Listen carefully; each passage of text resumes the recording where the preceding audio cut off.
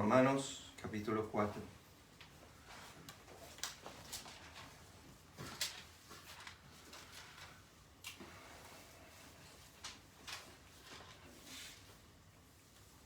En Romanos 4, para que más o menos vayan teniendo un panorama del capítulo, Pablo trata con el ejemplo de la justificación, básicamente con un hombre llamado Abraham. También introduce a David como uno de los ejemplos, pero mayormente el pasaje trata con Abraham, que es tratado en 5 capítulos del Nuevo Testamento en cuanto a este mismo tema.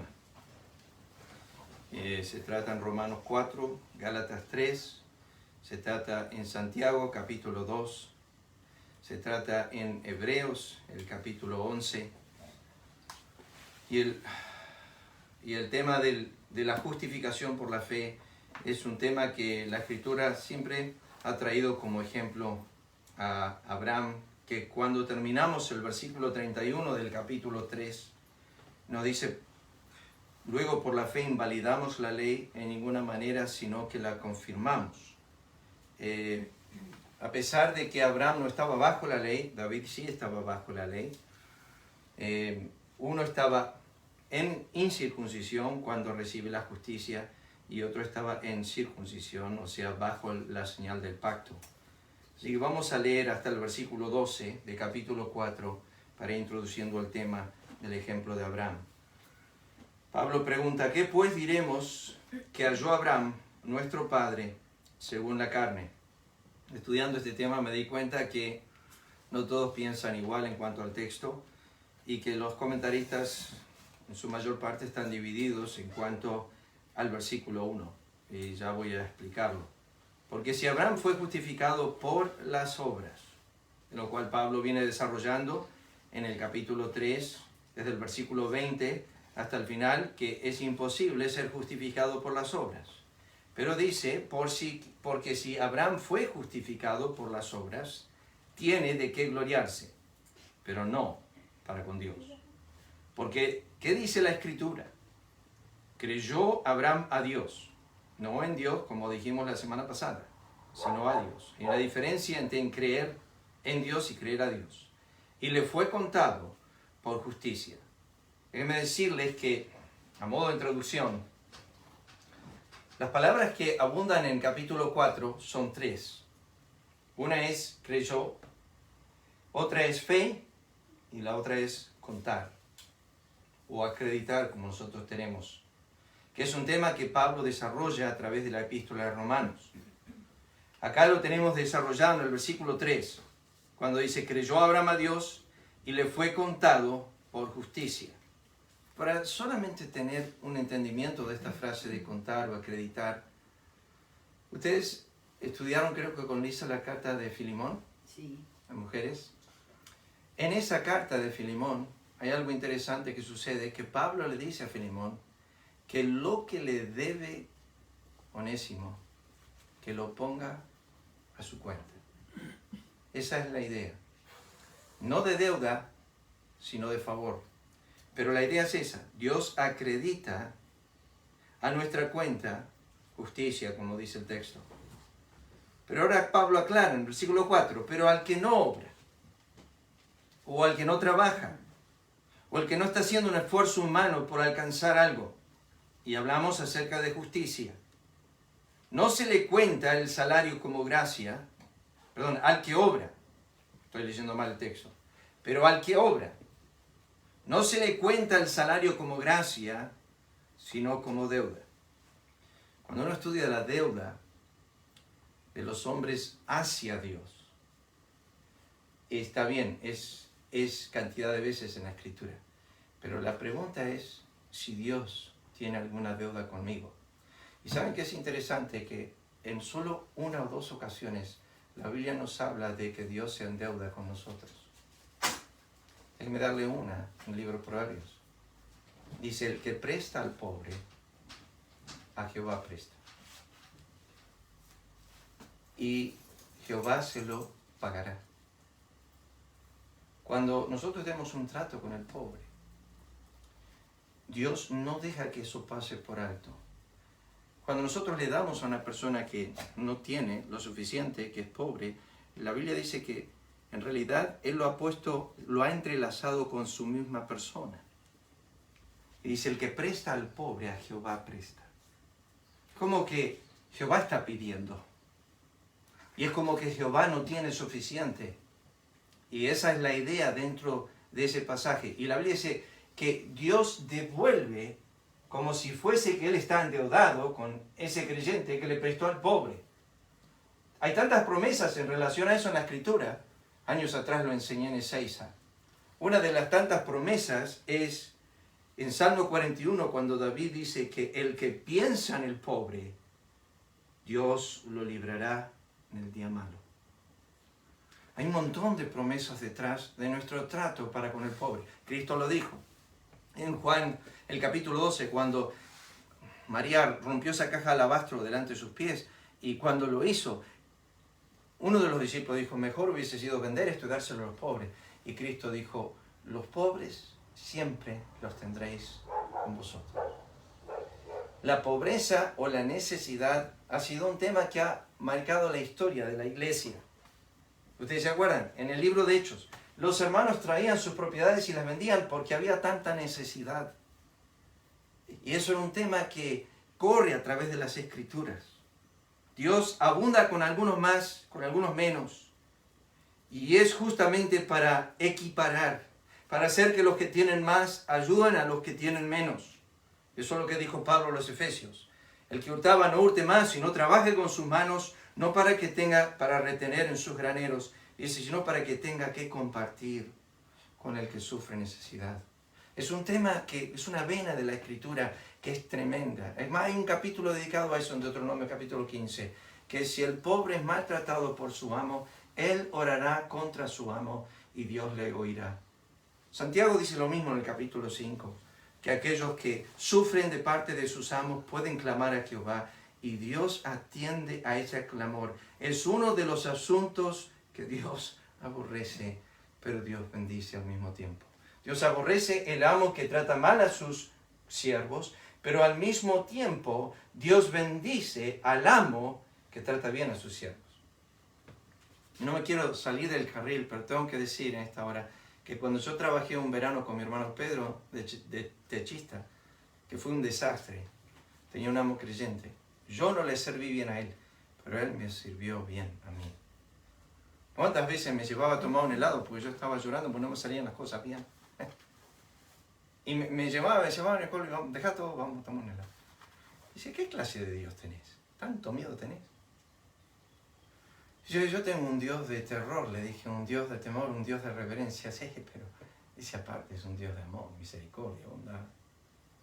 Dice que no creo que entiendas a tu Dios correctamente.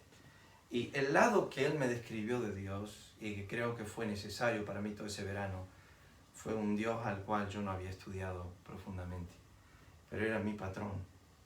Y él no se enojaba conmigo ni me echó, gracias a Dios, por todas las macanas que me mandé. Me acuerdo que me iba a traer una puerta para armar y quedó torcida, no sé si tuvimos que comprar otra, no sé, quedó hecho un desastre. Y yo sabía en ese momento, cuando yo le dije a mi papá que yo quería ser misionero con los indios en tribus, él me dijo, Colby, tenés un gran problema. Y dije, ¿cuál es? Que Dios no te dio habilidad en tus manos. No servís para eso, me dijo. Fue cortito y simple. Me cambió la dirección de mi vida en ese momento. Fíjense el versículo 5. Mas al que no obra, parece ser un vago, un perezoso. Obviamente Pablo está hablando de la justicia de Dios. Si no cree en aquel que justifica al impío. Estos son los dos caminos. En Romanos 4 y en Romanos 5 están los dos caminos de la salvación. Hay uno solo. Pero esto es Génesis capítulo 4. Caín y Abel. Caín trajo de su trabajo una ofrenda a Dios. Y Dios dijo que la tierra era maldita. Que Dios no iba a recibir nada de la tierra. Caín agarró de la maldición y la trajo a Dios. Abel trajo un animal y lo trajo a Dios. Son los dos caminos. Mas al que no obra, dice, si no cree en aquel que justifica al impío, su fe le es contada por justicia. Como también David habla de la bienaventuranza del hombre a quien Dios atribuye justicia, y esto de nuevo hay que recalcar, sin obras, sin hacer, diciendo, bienaventurados aquellos cuyas iniquidades son perdonadas, cuyos pecados son cubiertos. David tenía algo muy pesado en su cuenta, adulterio y muerte. Esto es Salmo 32. Él sabía que no había forma de pagar sus pecados porque la ley no ofrecía un sacrificio para la muerte ni para el adulterio. No existía un sacrificio que pudiese David ofrecer si no lo hubiese hecho. No quiere sacrificios, yo lo daría. Y acá, ¿qué pasa? Dice David en Salmo 51. Dice, el sacrificio de este pecado es el corazón contrito y humillado. Yo no puedo ofrecer otra cosa que un quebranto de corazón. Y Dios, dijo David, me acreditó justicia, pero no solo acreditó justicia, sino que borró toda iniquidad. Ayer estaba escuchando a Piper nuevamente sobre la obra eterna de la cruz en relación a los pecados. Y para Piper no se van a mencionar ni uno, nunca más, por siempre. Dice, si en el cielo vuelve Dios a hacer referencia a una iniquidad tuya, ha hecho menosprecio a la muerte de su Hijo. Eso es lo que enseña Pastor Piper. En este texto dice, bienaventurados aquellos cuyas iniquidades son perdonadas, cuyos pecados son cubiertos. Bienaventurado el varón a quien el Señor no inculpa de pecado. Es el ojo omnisciente, dijo Spurgeon. ¿Qué tapa debe haber sobre el propiciatorio? Dijo Spurgeon, que el ojo omnisciente no puede ver la iniquidad. La sangre cubrió mi pecado. Sigue diciendo Pablo, ¿es pues esta bienaventuranza solamente para los de la circuncisión, eso es los judíos, o también para los de la incircuncisión, los gentiles? Pues decimos que a Abraham le fue contada la fe por justicia. ¿Cómo pues le fue contado? ¿Estando en la circuncisión, o sea, siendo judío? ¿O en la incircuncisión, siendo gentil? No en la circuncisión, sino en la incircuncisión. Cuando Dios le dijo a Abraham que tenía que ser circuncidado, ya habían pasado 14 años del versículo 3. Ya habían pasado 14 años. Y recibió, dice el versículo 11, la circuncisión como señal, como sello de la justicia y la fe que tuvo estando aún incircunciso, para que fuese padre de todos los creyentes no circuncidados, a fin de que también a ellos la fe les sea contada por justicia, y padre de la circuncisión para los que no solamente son de la circuncisión, sino también que siguen las pisadas de la fe que tuvo nuestro padre Abraham antes de ser circuncidado. Pero ¿quién es este personaje, Abraham? ¿Qué sabemos bíblicamente de él? Bueno, me acompañan un momento a Hechos, el capítulo 7. Hechos, el capítulo 7.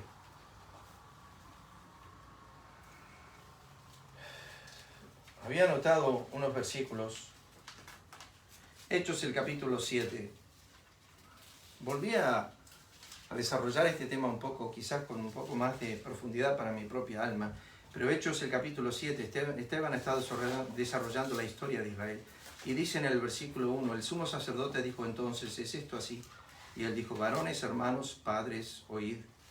El Dios de la gloria apareció a nuestro padre Abraham, estando en Mesopotamia, antes que morase en Harán, y le dijo, sal de tu tierra y de tu parentela, y ven a la tierra que yo te mostraré. La Biblia dice, en versículo 2, el Dios de gloria apareció a nuestro padre Abraham. Déjenme leerles esto. Josué, capítulo 24, versículo 2. Josué dice esto de Abraham. Y dijo Josué a todo el pueblo, así dice Jehová, Dios de Israel. Vuestros padres habitaron antiguamente al otro lado del río, esto es Taré, padre de Abraham y de Nacor, y servían a dioses extraños. Cuando Dios visitó a Abraham por primera vez, era un idólatra. Practicaba la idolatría. La Biblia nos dice que la fuente de Abraham en cuanto a su idolatría era múltiple. La zona de donde Abraham fue sacado, que era Ur de los Caldeos, adoraban a muchos dioses. O sea que Abraham, cuando Dios se aparece a él, está rompiendo el segundo mandamiento que aún no había sido escrito. Dice así la Escritura: hija eres de tu madre, que desechó a tu marido y a tus hijos. Hermana eres de tus hermanos, que desecharon a sus maridos y a sus hijos. Vuestra madre fue Etea y vuestro padre amorreo. Interesantemente, eran las naciones de Canaán con mayor idolatría.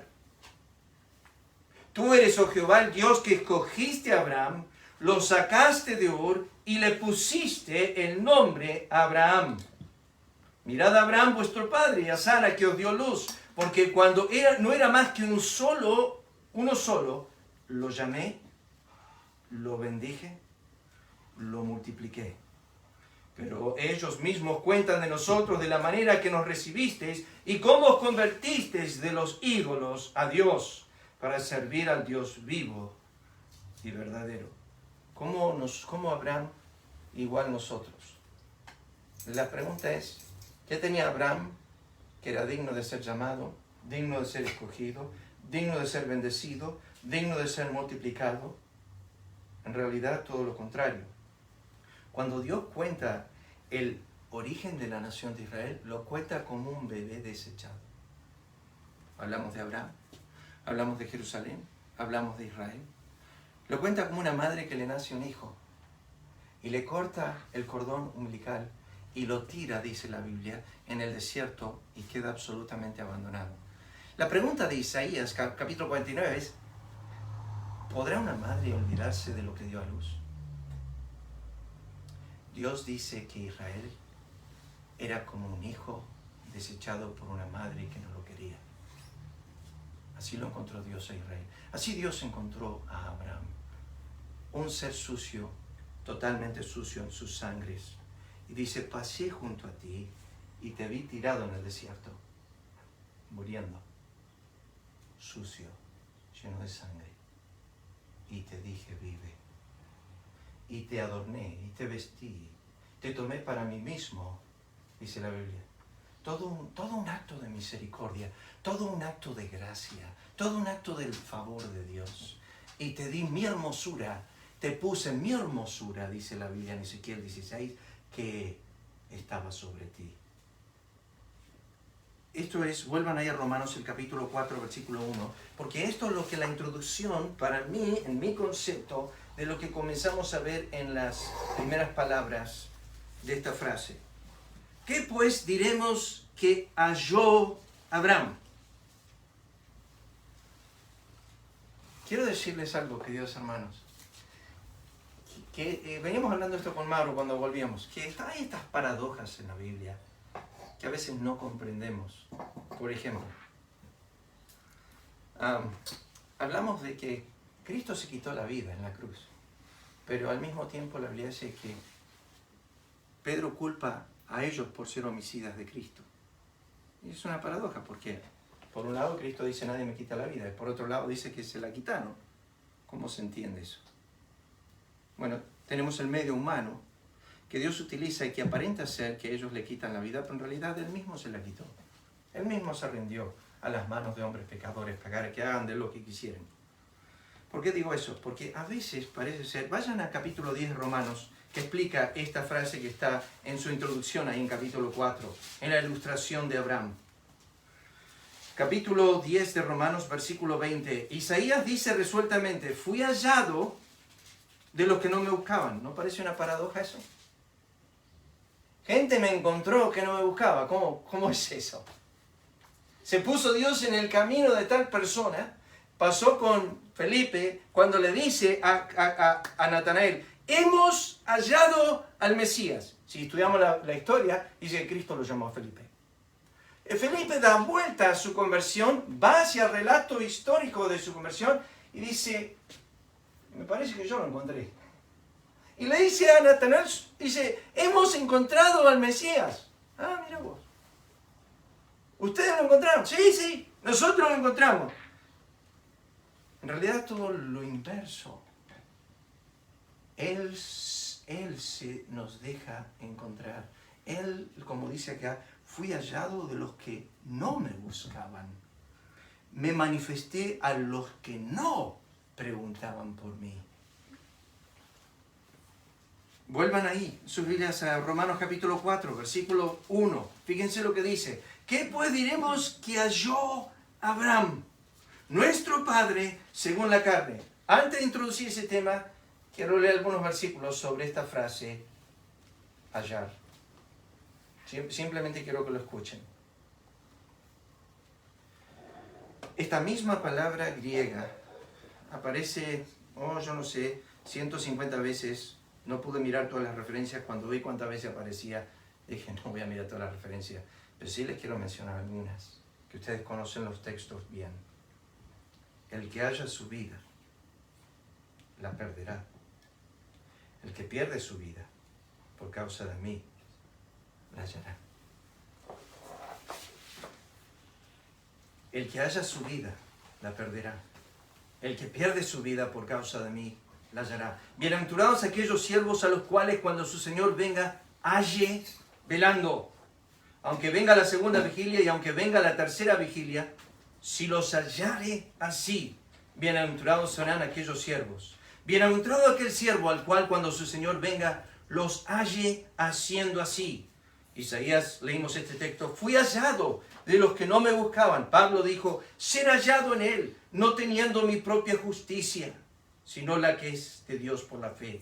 Pablo dijo a Timoteo, cuando estuvo en Roma, me buscó solícitamente y me halló. Concédele al Señor que halle misericordia cerca del Señor en aquel día.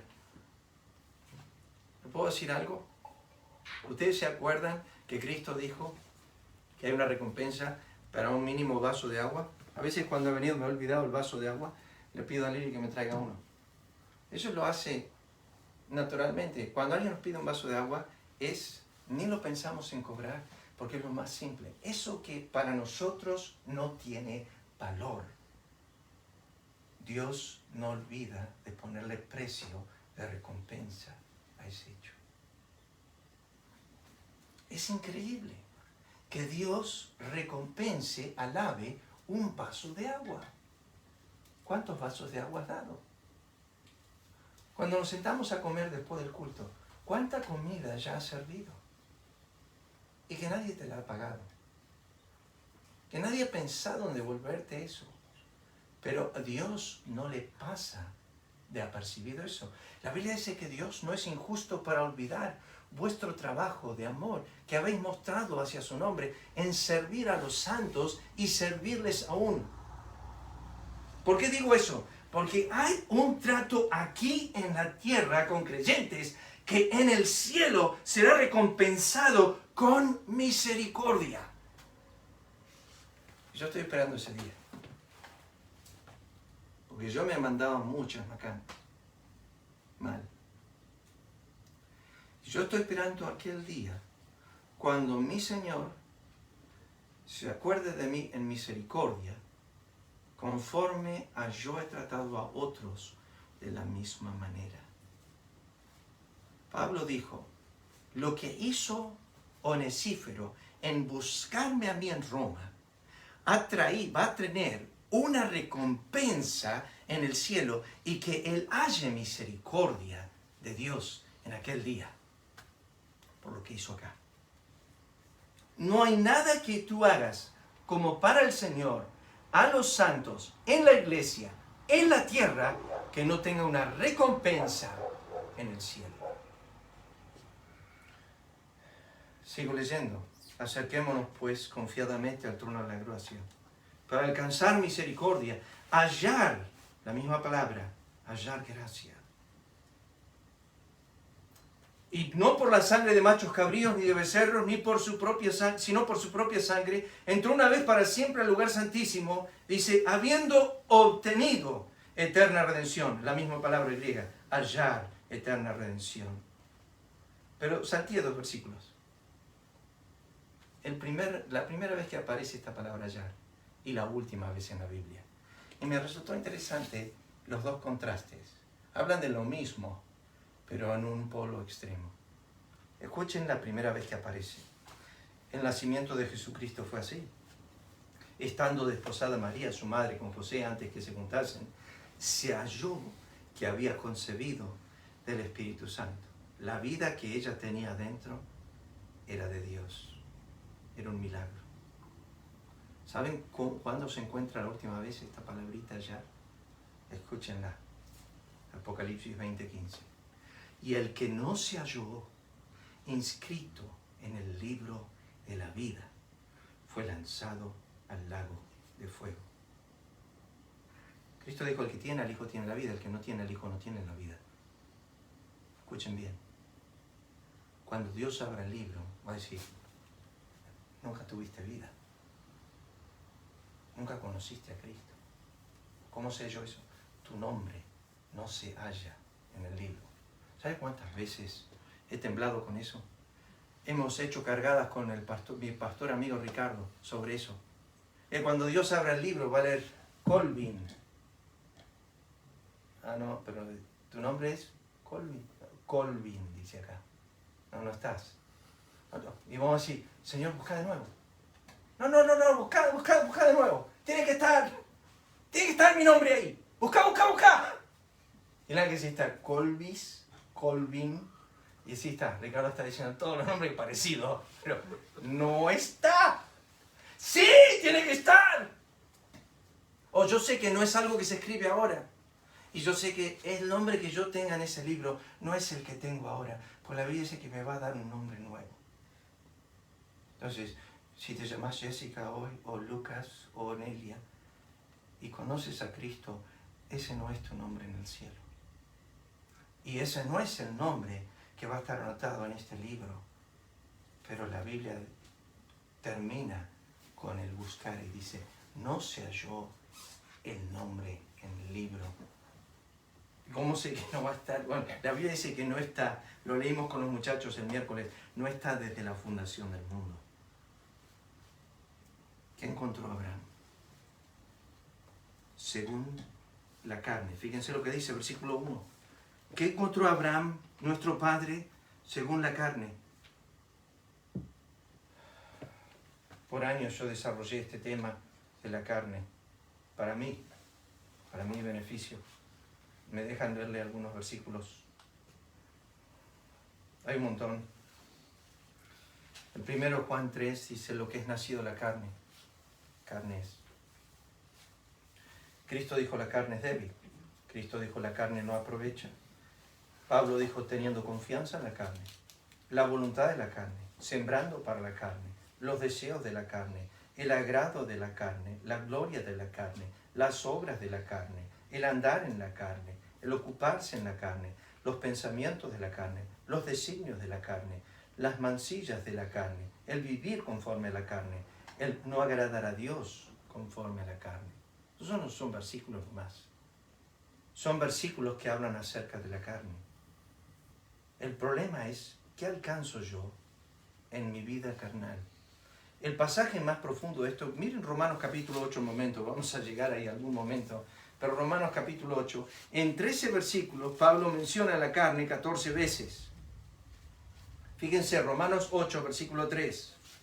En el versículo 1 ya lo menciona cuando dice, ahora pues ninguna condenación hay para los que están en Cristo Jesús, los que no andan conforme a la carne, es un estado, sino conforme al Espíritu.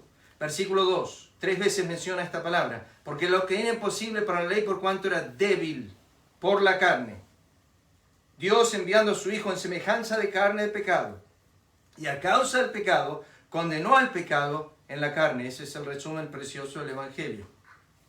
Para que la justicia de la ley se cumpliese en nosotros, que no andamos conforme a la carne, sino conforme al Espíritu. Acá empieza el desarrollo, Pablo. Porque los que son de la carne piensan en las cosas de la carne, pero los que son del Espíritu, en las cosas del Espíritu. Porque el ocuparse de la carne es muerte, pero el ocuparse del Espíritu es vida y paz. Por cuanto los designios de la carne son enemistad contra Dios, porque no se sujetan a la ley de Dios, ni tampoco pueden. Y los que viven según la carne, eso es Abraham, no pueden agradar a Dios.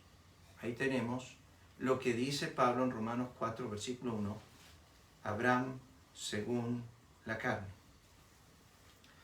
Esta división la he visto a través de las Escrituras, que se ramifica en lo que llamamos primero y segundo.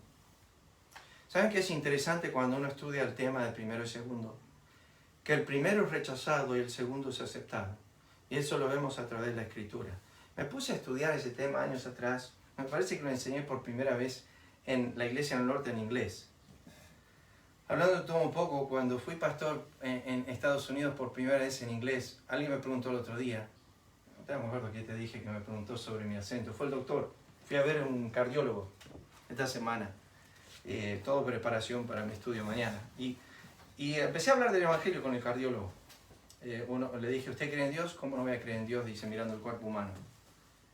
Y específicamente el corazón una maravilla, dice. Es la máquina perfecta, me dice el doctor. Así que me parece que sí. Y me empezó a aplicar algunas cosas del corazón. Ahora se me fue la mente lo que iba a decir. Y me dijo, qué bien hablas el español. Me dice así, ¿no? ¿Sos norteamericano? Sí, le dije, pero viví casi toda mi vida acá. ¿Y el inglés lo hablas igual? No, le dije. En inglés tengo un acento fuertísimo. Y se dan cuenta que no soy norteamericano.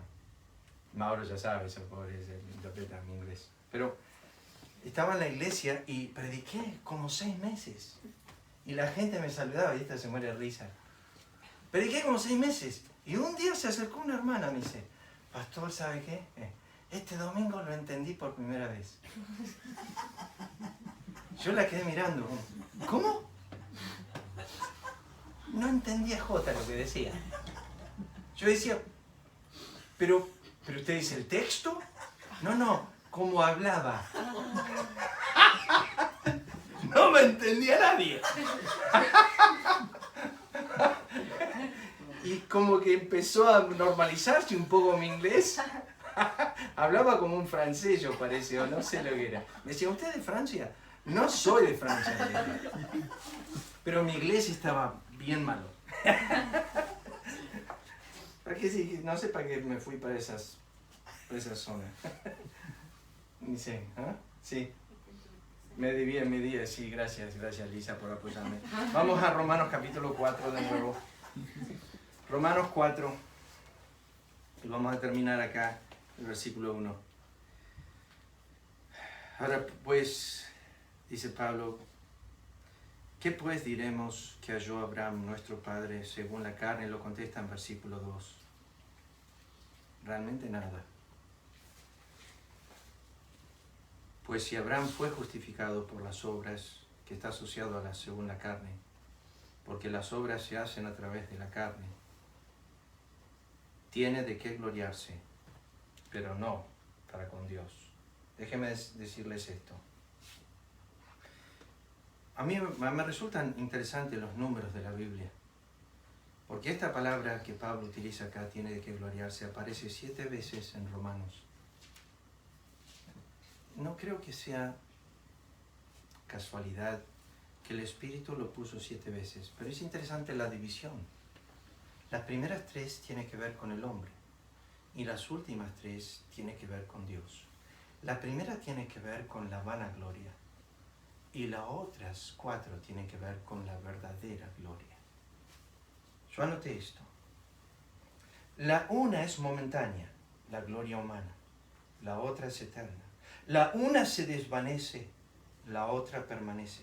La una es falsa, es una mera apariencia. Y la otra es verdadera, es todo en su esencia. Es interesante, cuando estudiamos la Escritura, que en realidad se divide en 2 partes, la gloria de los hombres y la gloria de Dios. Y hay hombres que toda la vida viven bajo el concepto de la gloria humana. Cristo, en resumen, en Mateo 6, dijo que los fariseos y escribas se alimentaban del aplauso de los hombres y que aman más la gloria de los hombres que la gloria de Dios. Así se divide el mundo en la gloria humana o la gloria de Dios. Es más, Juan, cuando describe el apóstol Juan, esto dice que hay 3 cosas que gobiernan el mundo. Los deseos de los ojos, los deseos de la carne y la última, ¿cuál es clase? La vanagloria de la vida. Eso gobierna el mundo. El deseo que tengo para ser número 1, para ser primero, para ser notado, para que alguien se dé cuenta de mí. Somos poquitos acá. Yo siempre, le dije a Lucas el otro día, yo siempre ministré a pocos. En 6 éramos 80, pero si me comparo con la iglesia de MacArthur, pocos. Siempre pocos. Pero Cristo dice donde 2 o 3 están reunidos. El problema con grandeza es lo que le dijo Dios a Jeremías, a Baruch, su escriba. No busques para ti grandezas. Robert McShane, un gran predicador inglés, dice que cuando estaba muriendo escribió en su diario, la lucha que tengo más grande en mi corazón es el anhelo por el aplauso de los hombres. Y si hay una lucha interna que batalla nuestra alma, es en la lista negra de Dios. Tiene 7 cosas que Dios aborrece sobre todas las cosas. Y la primera es el orgullo, dice, los ojos altivos. Esa es la primera. Si uno quiere decir, ¿qué es lo que Dios más aborrece? Es jactancia, es orgullo, es soberbia. Es lo que más aborrece Dios. Y Pablo dice, si Abraham se quiere justificar de algo y decir que su salvación vino por sus obras, tiene de qué gloriarse, tiene de qué jactarse, tiene de qué orgullecerse, pero no para con Dios. El aplauso que va a recibir es propio, es suyo, es único. Pero la medida que utiliza Abraham no es la medida de Dios. Abraham dice, guardé tales mandamientos, y Dios en su mente, cuando le muestre a Abraham, le va a mostrar que no guardó ni uno solo. Porque la regla que usa Abraham no es la regla que usa Dios. La justicia que Abraham piensa que alcanzó no es la justicia de Dios. No es la que Dios demanda, es la que a Abraham le parece que es. Cristo lo dijo de esta forma, si vuestra justicia no excede a lo de los fariseos escribas, en ninguna forma y manera entraréis al reino de los cielos. Es interesante porque Romanos divide en 7, 3 para un lado, 4 para el otro. Las primeras 3 tienen que ver con la vanagloria humana.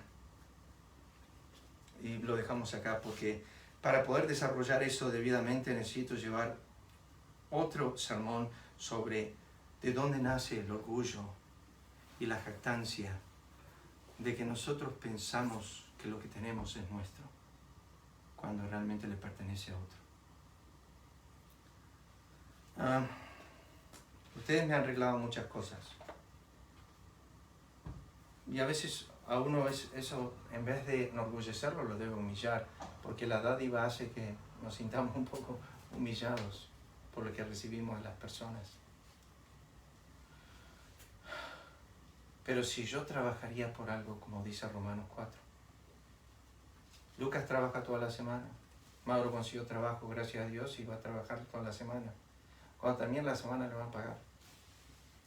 No va a ser un regalo, va a ser una deuda que tiene el patrón con él por lo que él ha trabajado, como Lucas, como ustedes que trabajan, con Elia, todo, no quiero dejar a nadie afuera. Jessica también trabaja, no quiero dejar a nadie afuera.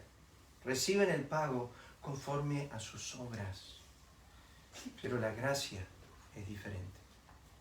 La gracia de Dios es diferente. Es un favor no merecido. No tiene que ver con lo que hice. Tiene que ver con lo que Él hizo. Tiene que ver con sus hechos, sus obras, no mías. Pero vamos a desarrollarlo más. Vamos a orar. Padre eterno, gracias te damos una vez más por poder estar juntos hoy. A pesar del clima, nos permitiste llegar con bien.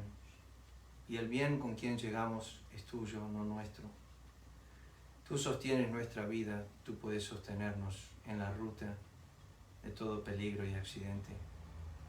Tú eres el que nos das vida, aliento y todas las cosas, todos los días, continuamente. Si una sola hora no nos darías vida, aliento, si unos 5 minutos no nos los darías, si cesaría tu bondad de la vida y tu bondad del aire que respiramos, no pudiésemos vivir. Vivimos en absoluta dependencia en lo físico a tu persona. Todo lo que tenemos en esta vida física lo recibimos de ti. Ayúdanos a entender eso, porque es superior, mucho más que la vida física. Es los dones de tu justicia, es el don de la vida eterna, es el don del perdón, es la gracia y todos sus beneficios.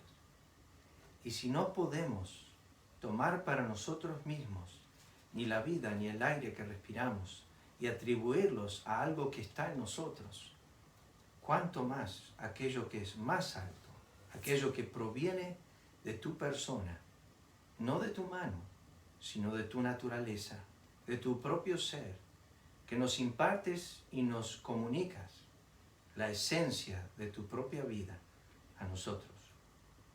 Sin duda, es otra dádiva, lejos de lo que nosotros merecemos. No merecemos la vida física, cuanto más en la vida espiritual. No merecemos respirar un día, cuanto más vivir en tu presencia eternamente y para siempre. Bendice tu palabra, bendice nuestro tiempo de comunión. Te agradecemos por este tiempo, en el nombre de Cristo. Amén.